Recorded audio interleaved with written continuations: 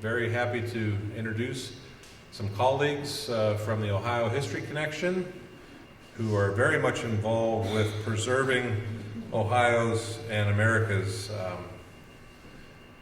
legacy and history through the many, many newspapers that have been published in the state throughout its history. But in particular, today's topic is Chronicling America's foreign language newspapers. And speaking for us will be Jenni Salamon and Bronwyn Benson, who came from Columbus today with their supervisor. And I'm sorry, Jillian is here too. Thank you. I do this now. But let me introduce Jenni and Bronwyn. Jenni Salamon is the Digitization Unit Manager at the Ohio History Connection, and she oversees Ohio Memory and the organization's easy for me to say, digitization and microfilming programs, including the Ohio Digital Newspaper Program. She also coordinates and provides outreach and training on digitization and related topics with a particular focus on newspaper preservation, digitization, and research. Jenni holds a BA degree in English from Ohio University and a Master's in Library and Information Science from Kent State University, and a Digital Archives Specialist Certificate from the Society of American Archivists. When not thinking about newspapers, she can be found reading, crafting, and spending time with her adorable dachshund. And Bronwyn is the Quality Control Technician for the National Digital Newspaper Program in Ohio at the Ohio History Connection. Her responsibilities include preparing microfilm for digitization, reviewing digital content, and creating educational resources featuring the digital newspaper collections. Bronwyn has a BS and MA in History from Central Michigan University. Thank you. And without any further screw-ups, I give you Jenni and Bronwyn.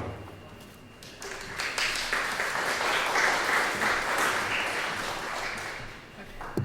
So we've been warned that this microphone is not, you have to be close to it. So if I get too far away, just like gesture at me and I'll make sure I get that. Yeah, see, it's already, I'm not doing a good job with the mic. Okay, is this good? All right. So today we're going to talk about Chronicling America and the foreign language newspapers that are on it, and particularly the ones that we've added over the last 2 years.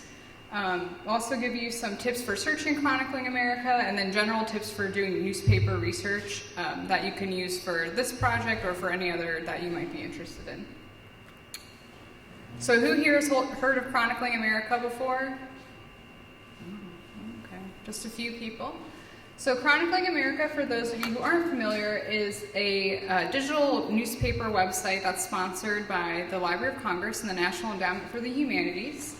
It provides access to over 13 million keyword searchable newspaper pages from across the entire United States. There are 47 states are participating in the program, and the way that they add content is through a grant called the National Digital Newspaper Program. So right now it covers 1789 to 1963, and they hope to take it as far back as 1690, and there are over 2,500 different titles. Major goals of the program are preserving newspapers, providing more access, and then helping local institutions build their capacity to do more outside the structure of the specific website and program. So this map shows you the states that have currently or have participated in the program. So anything in green is a state that has added content. They did just recently announce the new awardees, and so Alabama will be turning green soon. And eventually they hope to have every state and U.S. territory represented in some way on this website. So we have participated in this program since 2008. We have done about 415,000 pages, and we'll actually be adding another 100,000 over the next 2 years because we just recently learned we got additional grant funding to do even more newspaper digitization.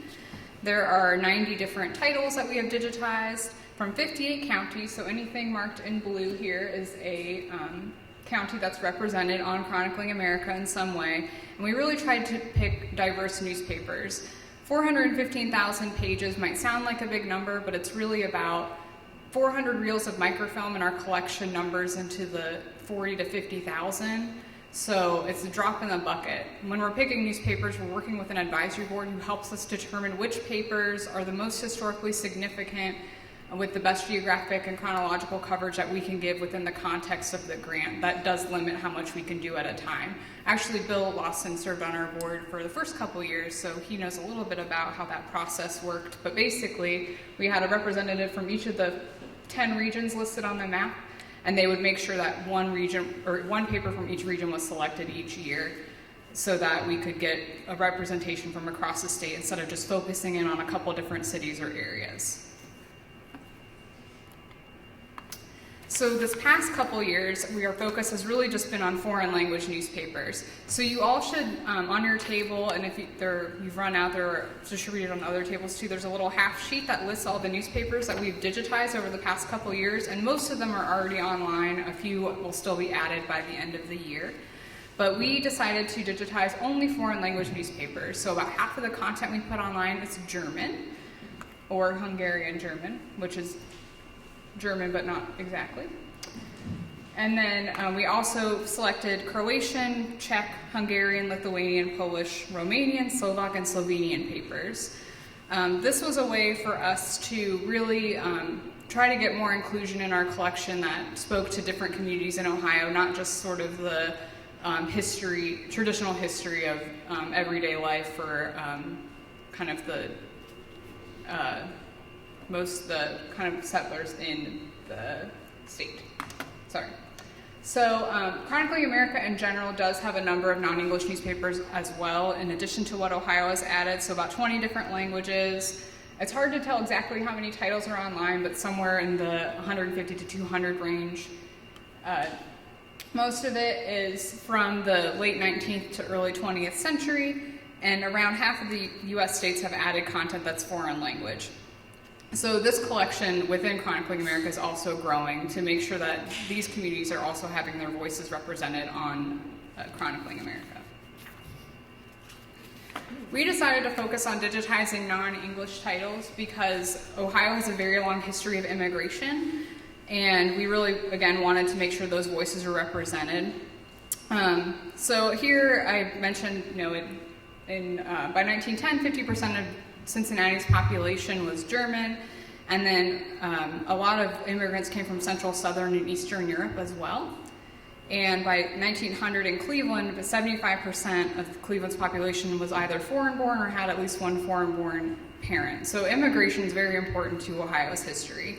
And in Youngstown, I couldn't find a lot of specific statistics in preparation for this, but I know just like Cleveland, a lot of the same immigrant groups settled here because of the steel industry and the jobs that were available as they were looking for new opportunities. This was really important for us as an organization because it supported a core value of ours of inclusivity, which helps us serve underserved audiences, making these collections that are difficult to research more accessible, not only because they're online and keyword searchable, but because once they're keyword searchable, they're a little bit easier for you to translate into your native language. If you don't speak Czech, but you want to do research in a Czech paper, having the keyword search sort of interpretation of the page helps you get to that translation a lot more easily. And also because we really want to be able to share these stories about immigrants that are by immigrants. Does anyone have any questions about the background of the project or website? Okay. And if you have questions as we're talking, feel free to ask them as we go along too. Yes? Well, when you mention keywords, how do you distinguish when there's different spellings? Foreign words? That's a great question. So we're going to talk a little bit more about searching later, but generally when you do a search in Chronicling America, if you're searching for a word that I guess, do you have an example? I want to make sure I'm going to answer this correctly. Is it like a word that would be very similar in 3 different languages? Yeah. So there is a way in Chronicling America to limit your search by language, and Bronwyn will show you where that is. So that way if you're working, I think the word nation is spelled N-A-R-O-D in like 3 or 4 different languages, but each has a different accent mark, so you would just pick which language you wanted to focus in on to get that information. All right, so just to give a little background about the foreign language press in Ohio, as I've already mentioned, we had a lot of immigrants coming to Ohio, and particularly from the mid-19th to the mid-20th century, they were coming from Central, Eastern, and Southern Europe. And so this map kind of shows where they were coming from and where they were going, for the most part, to larger cities. And then immigrants would arrive from other areas and also settle in more rural parts of the state, but generally speaking, they were going to the cities where all the jobs were. So as they built their own communities, they had newspapers, they established churches, fraternal organizations, businesses, banks, cultural and recreational clubs, and all of this is documented in newspapers. They worked lower-paying industrial jobs, which also often helped them connect to labor movements, again, which would be documented in some of the newspapers. And the communities are often pretty insular, so, you know, if I were coming from Croatia, as I might have, I would live where other Croatians were, or for Croatians, I might live near other Slovenians, because that's a very, you know, they were my neighbors back in Europe, so I would probably settle near there too. So they were very insular, but also very powerful, and politicians would recognize that power and talk to those communities and make sure they were included too. Immigrant newspapers are particularly important because not only do they serve as a communication link between people and their activities, just like a regular English language newspaper does, but it also helped them connect to their old home and connect to their new home. So they would get news about the old country and information that they were seeking in their own language, which helped them kind of stay connected to their culture. But then they also would have access to editorials and helpful information that would help them get more comfortable with living in the United States, so help them Americanize. Later papers would include more and more English as time went on, because for subsequent generations didn't speak the language as much as their parents or grandparents did, but generally speaking, they really helped them kind of keep all of their different, their kind of new world and old world together in one place. Foreign language newspapers look a lot like English language newspapers at the same time, and the ones that were most successful did just adopt those same commercial methods and content and style and patterns. So when you look at them, and you've looked at other historic newspapers, you'll say, oh, that looks very similar, except for now I can't read it. So in the 17th and 19th century, you're not going to have a lot of images. It's small print, and there aren't a lot of headlines. And then as you get to the 20th and 21st century, you're getting to have increased publication frequency, more headlines, more images, and a lot more local history information. So this slide here kind of shows some of the content you might find in a foreign language newspaper.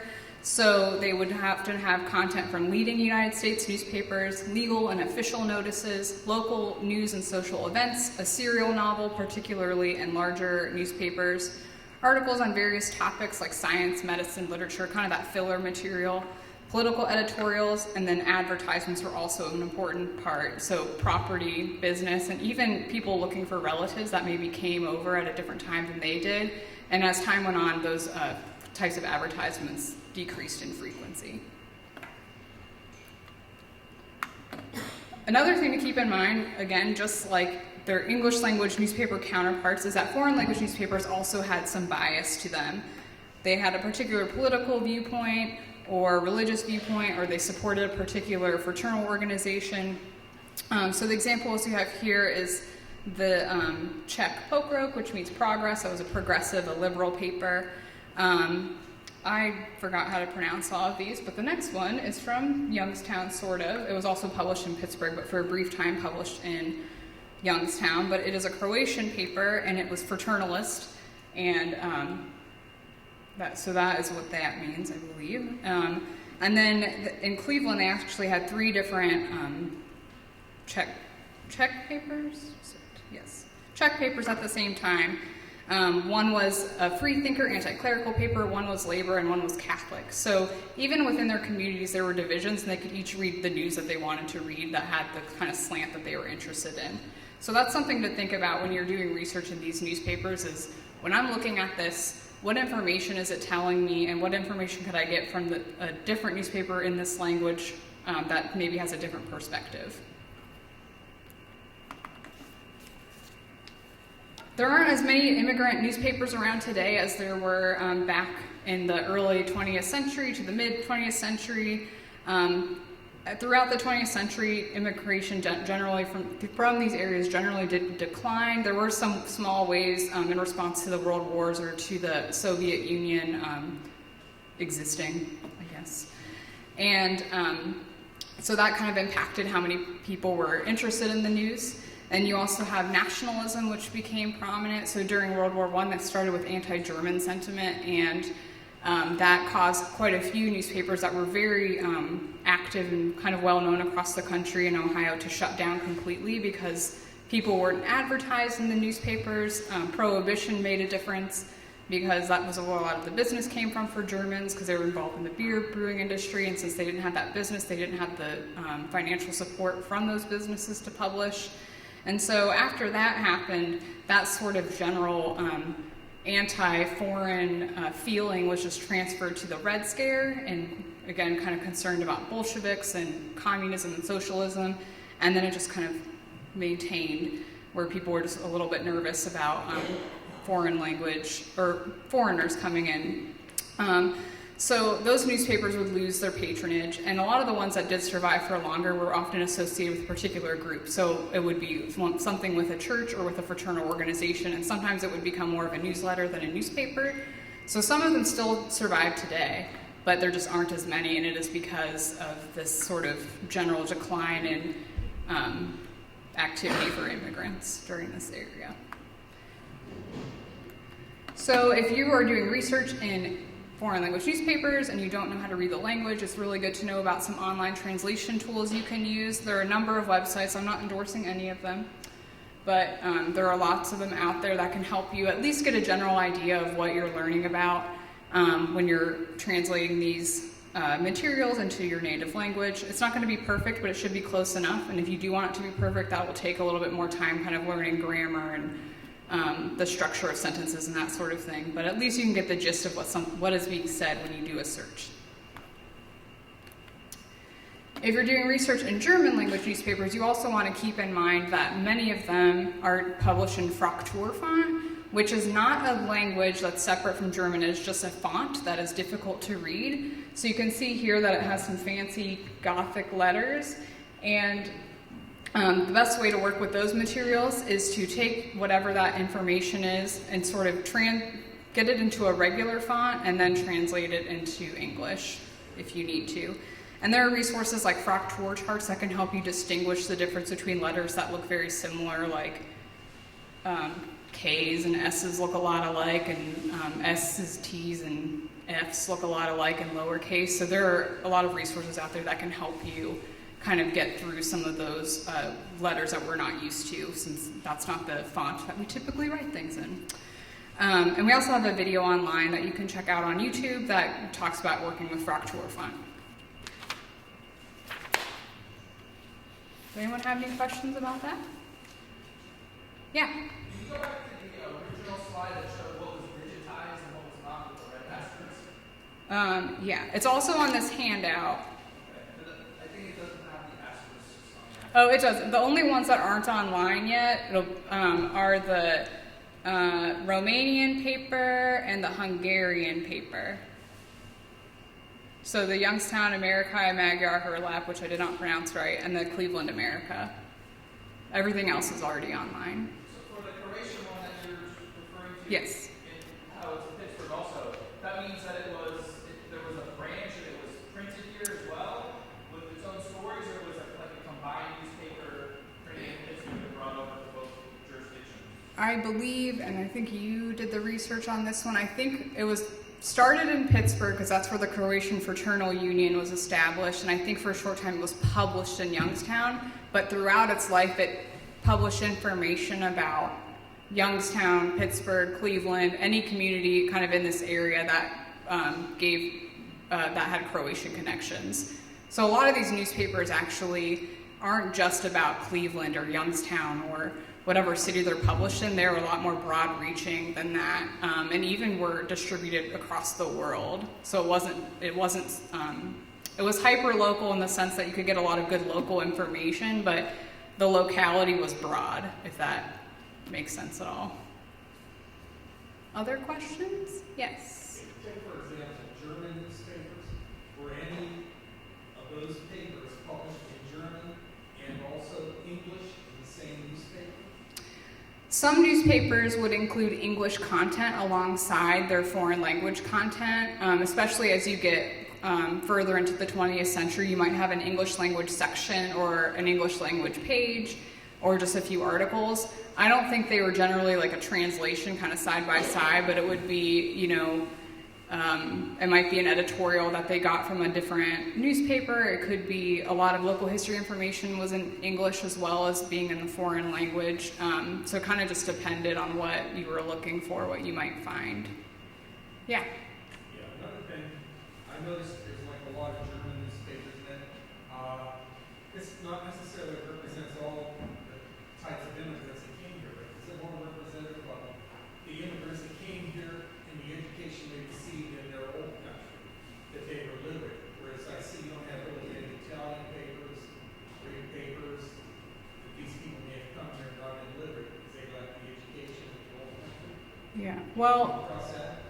we do have a couple Italian newspapers in our collection, and we just didn't digitize them as a part of this project. And one of them, I think, is one's from Cleveland, one's from Youngstown. I don't think we have any Greek newspapers in our collection. And really, the starting point for this project is what we have available to us. So whether there is a newspaper or not, if we don't have the access to the microfilm, we can't do anything with it. So even the Croatian papers, we had to work with the Library of Congress to get those. And then one of our papers, we worked with Bowling Green to get access to that material. So it really depends on what's out there. But I don't know off the top of my head about Greek newspapers in Ohio. I'm sure there might be some somewhere, but yes? How are images created? Can you have full-page news and insert full images? Yeah, Bronwyn's going to show you how the website works in just a moment. So I don't want to spoil her lead. Yes? I'm just curious about kind of what the user experience would be. So say you got one of the newspapers in Youngstown. Yeah. Are we talking, 2 pages, 20 pages, daily, weekly? Was it 2 cents, 10 cents? I don't even know the context of like how often these things would come out. Most were weekly. There were some that were daily, some were actually published in multiple editions, and again, it depends on what we had access to. I think for the most part, the only daily ones we did were German? I think we did one daily one, it was the Cincinnati Volksblatt, and I think the rest of them were pretty much just weekly papers. Maybe the Romanian paper was daily, that seems right. Yeah, but it kind of depends, and often if we had the choice, like the Polish paper we did from Toledo had a weekly and a daily, and if we had a choice between which one we would do the weekly because you could cover more time even though you weren't getting as much specific information about what was happening during the time period that you digitized, because we thought kind of getting a broader range of dates was more important than really like honing in on 2 or 3 years worth. Does that answer your question? I think you had a lot of questions packed in. How extensive was it? Was it 1 page or was it multiple? I'm trying to think how much content there actually was. I don't know how much there was. Like, would you get a 10-page paper? You could. It depends. Again, everything, it depends. So some of them were 4-page dailies, some of them are 4-page weeklies. As you get later into the 20th century, they might be longer. They weren't always consistent about how many pages, but I would say most of them are probably 4 to 10. 8's a good number. And you can see that when you, if you go to Chronicling America and just kind of explore, you can sort of see how big they are and what coverage they have. Yeah. Other questions? Okay, I'm going to turn it over to Bronwyn, and she's going to walk you through how to search Chronicling America. This is the laser if you want to use it.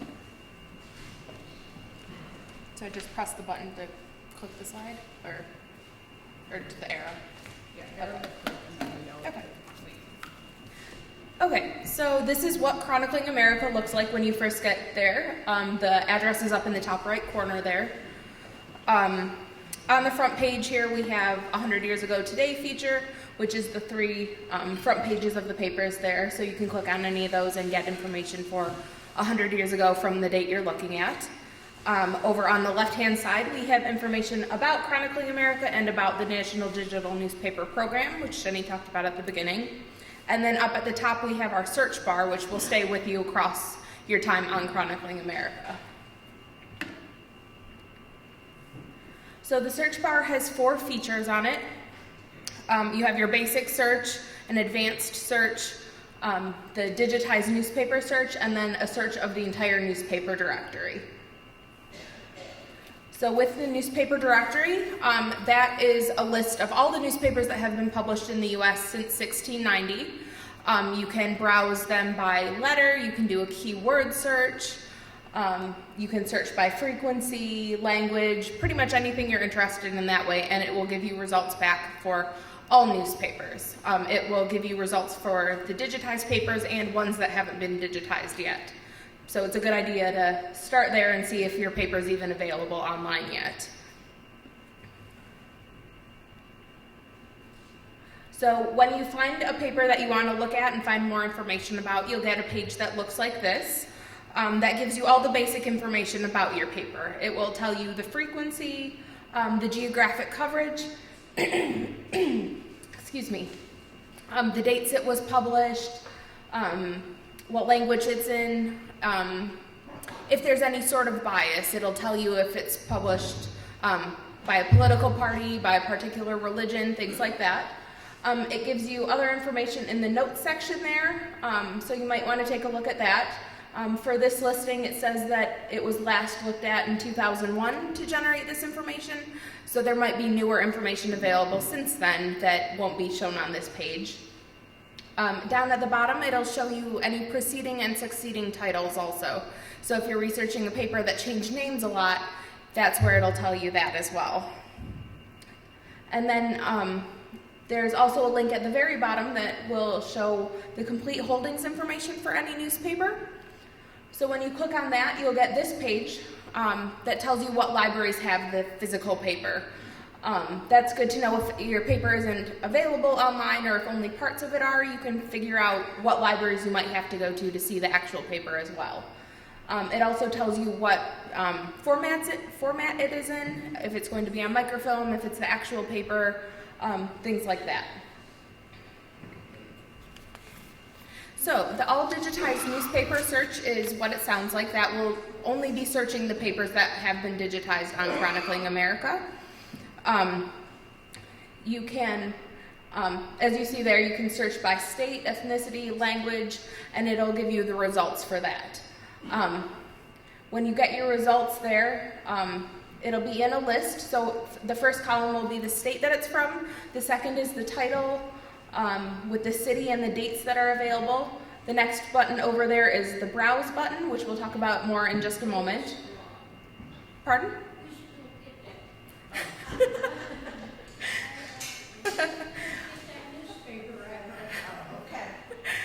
It also shows you how many issues are available online, the earliest and latest dates that are available online, and then the last column is the more information button, which will take you back to that about page that we just saw previously. So when you click on the browse button, you'll get a page that looks like this, which is a calendar view for the title. So with this paper here from Cincinnati, it is a daily. You can tell by all of the numbers that are highlighted. It came out every day but Sunday. So this is a good way to see what the frequency is at a glance. If it was just a weekly, you would just see like a column of Thursdays highlighted instead of every day like you do here. It's also good to know if you're looking for a specific paper, you can see quickly if it's available online. This is also good to know how quick news will be reported. If news comes out on a Saturday and your paper only comes out on Thursday, it's going to be at least 5 days old at that point. Is this one still published? I don't believe so, no. This one died with the World War one. She said she used to get it and they used to read it. So, yeah. So over on the left-hand side there's a drop-down menu, and you can change what year you're looking at, so you can see if the frequency of a paper changed over time, or if you just want to navigate to a different year to see if the issue you're looking for is available. So with our searches, we have our basic search. You can limit by state or by year range. It's like pretty much any other search engine that you're going to use. It's not case sensitive. You don't need to use any common words like and, the, things like that. And you don't need to use any special accent marks either. And then in the advanced search, it works like the basic search, but then you have a few other options as well. You can highlight multiple states over in the left-hand scroll bar there. You can also select by specific newspaper. That's where it's good to know from the About page if your title changed over time. You can scroll through the list and find all the different variations of the title, since they might not be right next to each other, since the list is in alphabetical order. You can also do a specific date range instead of just a specific year range. If you just want news from, say, Easter to Memorial Day or something like that, you can be that specific on there. You can also limit to just front page or a specific page number. If you know that you're looking for like an obituary or a marriage announcement, something like that, and you know what page it will be on, you can limit to just that page instead of having to scroll through every page of an issue or of a newspaper. And then you can limit by language here as well. And then down at the bottom, we have a few different ways that we can search. Any, all, and phrase search, which Jenni will talk about a bit later. So when you do your search, excuse me, when you do your search, you will get a page that looks like this coming back. It will highlight your search term in red so you know where on the page it is found. It auto sorts by relevance. You can also sort it by date or by state. If you want to see how the coverage of a particular topic changed over time, that's a good way to search by date there. And then you can also just, if you didn't do a front page only search previously, you can click the button up there and do just the front pages here as well. So when you click on any of those links, you'll get a bigger page here. Again, it keeps your search term highlighted in red. This is where it shows the title of the newspaper, the date that you're looking at, what page number within the issue.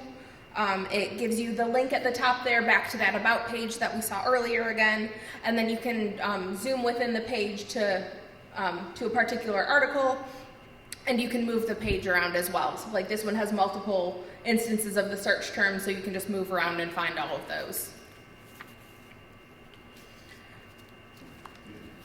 So this is a different way, or more options for how you can zoom in on your page. So there's buttons there if you don't have a scroll on your mouse. You can also hit the home button, which will take you back to the full page view. And then there's also a button to make the page full screen. It also has a quick way there to scroll through pages or issues. If your article is continued from a previous page, you can just click back there. Or if you want to see if the information is continued in a following paper, you can just click on through to the next issue there as well.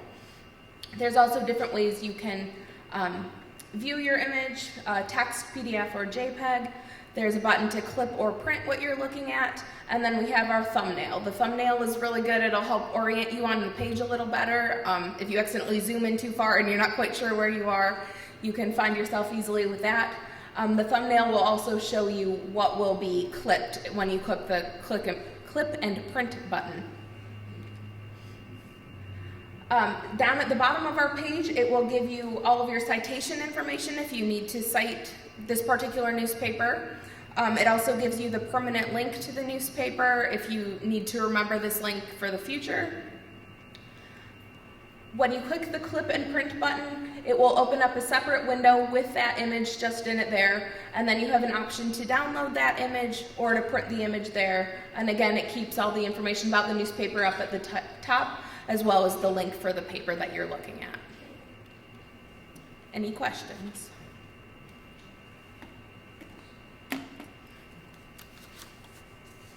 Okay, I'll turn it back to Jenni.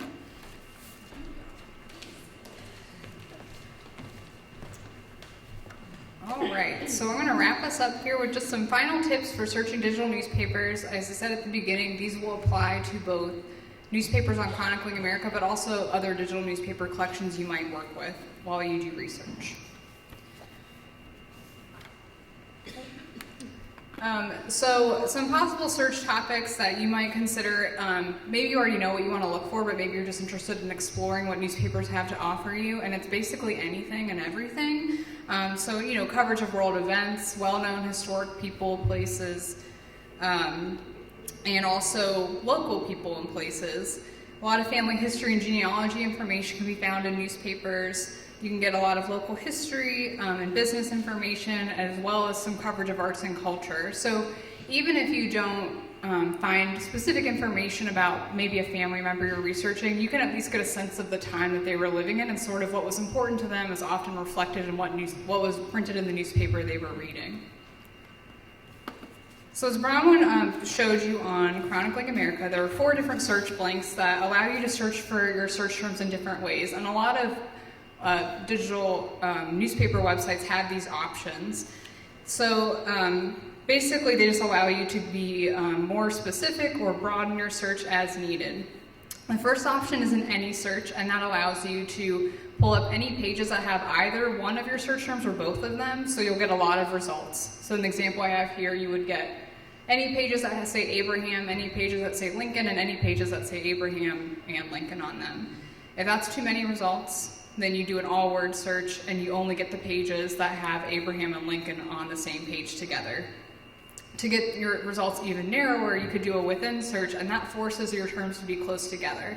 That's really helpful if you're not sure what word order the paper might use. Newspapers are pretty inconsistent about how they might phrase something, so they might say, John Smith died last week, or last week Mr. Smith died, John was a lawyer, and any other variation you can think of. And if you did a phrase search for John Smith died and it was even positioned in a different way, you may not find it. So doing a within search allows you that flexibility.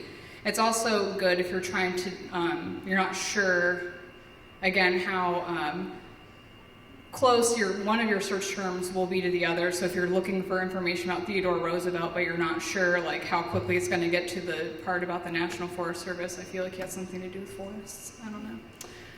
Then you can do a proximity search in that way. A phrase search allows you to search for the terms in exactly the same order that you type them in, so really great for place names, for people names, and even for expressions. Sometimes you can research a particular expression and kind of learn about its history through time. And then Chronicling America doesn't have this, but other websites sometimes do a none search, which excludes terms. So perhaps you have a relative named Abraham, and every time you do a search, it just keeps up pulling results about Abraham Lincoln, and you're tired of it. You could do a search that's Abraham, not Lincoln, and then it would only bring up results where just Abraham appears and not Lincoln. Another thing that helps when you do a search is to apply limits. A lot of these newspaper collections have a ton of content, so the more you can limit your search, the more likely you're going to find what you're looking for more quickly. So think about limiting by format, especially if it's a collection that has multiple types of materials in it, by state, date, or title, as Bronwyn showed you on Chronicling America. You can use multiple limits in combination usually, but then if you use too many limits and don't get any results back, you might want to think about what limit can I remove to broaden my search. So it's a lot of playing around with it to see what works for what you're trying to find. Another important thing to keep in mind is selecting the appropriate search terms. These newspapers are reflecting the language that was in use at the time, and particularly with foreign language newspapers, you'll also want to make sure you're translating your terms appropriately and thinking about different variations within that language, which can be tricky if it's not a language you're familiar with. But in general, think about what vocabulary they would have used to describe certain events, people, or places. So in 1914, they weren't like, gosh, World War I's terrible. They were saying, oh, the war in Germany, the war in Europe. They weren't calling it World War I because they didn't have World War II yet. There are regional differences to keep in mind as well. Civil War battles had different names in the North than they did in the South, even though they're the same battle. So the example I have here is the Battle of Manassas in the South was called the Battle of Bull Run in the North. It's the same thing, but we called it two different things. Thinking about, you can also search by city, county, or institution name. Maybe you're having a hard time finding your specific person, or but you can search by a city or a county or something that's maybe more well known. That might be easier to find. And some newspapers will have those words larger. Like in the example where it says Rainsboro and Danville, it would organize news underneath a community name. So that might be something to look for. And also name variations. So how do you spell something? How did the person spell it back then? Was it Americanized? Was it spelled wrong because the publisher had no idea how to spell it, or they misheard it? There's all kinds of different ways we could spell our names and be wrong. So think about that, because Chronicling America or other newspaper resources are not correcting those to what you think they should be. They're only going to show you what's there. And then also think about synonyms for common words. So if one word doesn't work, like wedding, try ceremony. If divorce doesn't work, try left his bed and board, which was how they usually phrased a separation, was someone leaving their bed and board. So you have to think about what words they would have used. It's also good to know your newspaper so you know what to expect. Earlier newspapers don't have as much family history information. That becomes more prominent as time goes on. Knowing those title changes so that if you are in a collection like Chronicling America where you might have to search within multiple title variations to get all the information from one paper, that's good to know.